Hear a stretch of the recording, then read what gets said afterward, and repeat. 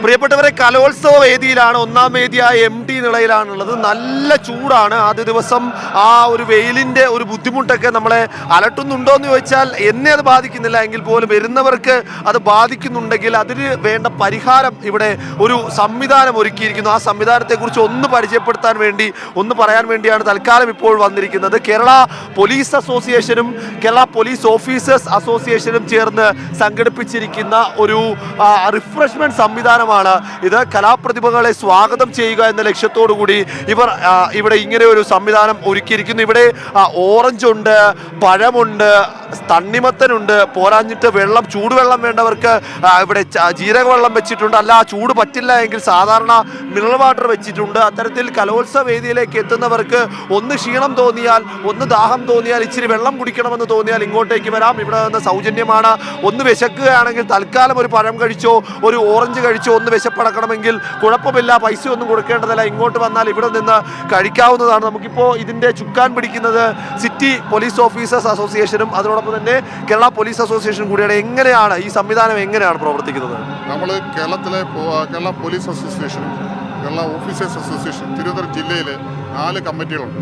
ആ 4 കമ്മിറ്റികളുടെ സംയുക്തമായി ചേർന്നുകൊണ്ടാണ് ഇത് സംഘടിപ്പിച്ചത്. ഇത് എല്ലാ കലോത്സവ വേദികളിലും അതാത് ജില്ലകളിലെ ജില്ലാ കമ്മിറ്റികൾ സംഘടിപ്പിക്കാറുണ്ട്.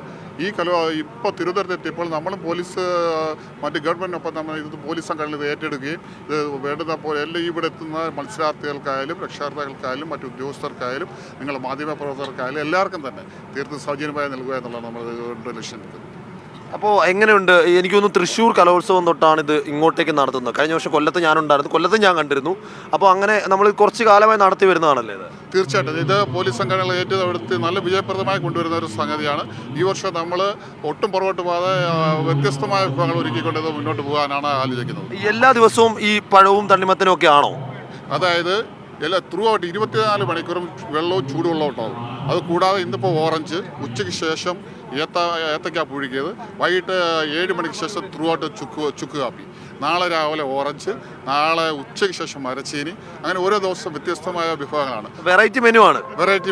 അവസാന ദിവസം നമ്മൾ പായസത്തോടു കൂടിയാണ് ഇത് അവസാനിപ്പിക്കാൻ ആലോചിക്കുന്നത്. മധുരം കൊടുത്ത് അവസാനിപ്പിക്കാന്നാണ് പറഞ്ഞത്. ഇവിടെ വലിയ പങ്കാളിത്തം ഉണ്ട്. ചേട്ടാ, ഈ സംവിധാനം ഉപയോഗപ്രദമാണോ?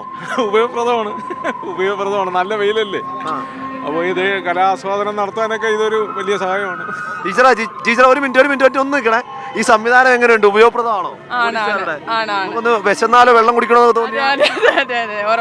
കഴിച്ചോ? ഏതാ ഇഷ്ടം? തണ്ണിമത്തനാണോ ഓറഞ്ചാണോ ഇഷ്ടം? ഇല്ല, തണ്ണിമത്തം കിട്ടിയില്ല, ഓറഞ്ചാ കിട്ടിയത്. ഓറഞ്ച് ഇഷ്ടമാണ്. അപ്പോൾ ഓറഞ്ചൊക്കെ കഴിച്ച് ക്ഷീണമൊക്കെ മാറ്റിക്കോളൂ. അപ്പോൾ ഒന്ന് ക്ഷീണം വരികയാണെങ്കിൽ ഇവരുടെ അടുത്തേക്ക് വന്നാൽ മതി. ഞാൻ വീണ്ടും അത് ആവർത്തിക്കുകയാണ്. ഒരു ഓറഞ്ച്, എനിക്ക് ഓറഞ്ചാണ് ഇഷ്ടം, എനിക്ക് ഓറഞ്ച് തരാമോ? അപ്പോൾ സിജോടൻ എന്താ വേണ്ടത്?